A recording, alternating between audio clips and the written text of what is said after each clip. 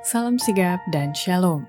Renungan kita pada hari ini, Sabtu 27 Mei 2023, berjudul Mempengaruhi Penerimaan Tuhan atas Karunia Kita.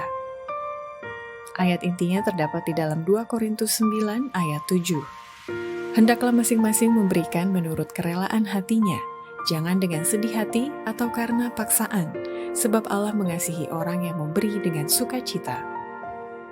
Pena Inspirasi menuliskan yang dimaksud dengan judul renungan kita pagi ini, mempengaruhi penerimaan Tuhan atas karunia kita, adalah sebuah panggilan kehidupan yang praktis agar kita senantiasa menunjukkan keceriaan dan kepuasan sebagai faktor yang menunjang kebahagiaan sejati dan sarana untuk memulihkan hubungan kita secara vertikal kepada Tuhan dan horizontal dengan sesama sebagai berikut.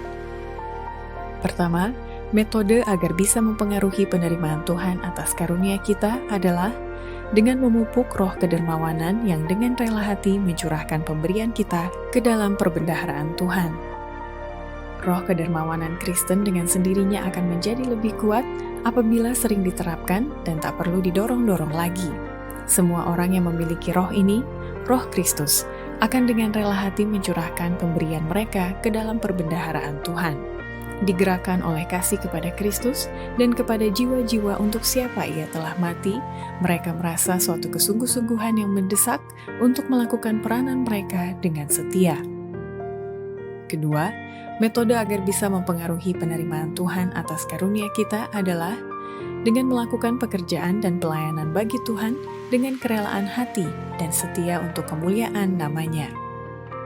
Pada hari itu, mereka yang berpikir bahwa Allah akan menerima persembahan yang diusahakan sekecil-kecilnya dan pelayanan yang tidak berasal dari kerelaan hati akan kecewa.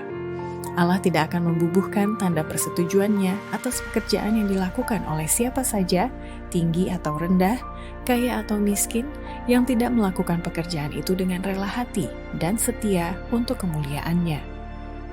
Ketiga, metode agar bisa mempengaruhi penerimaan Tuhan atas karunia kita adalah dengan memupuk motif suka memberikan persembahan demi memajukan pekerjaan Tuhan.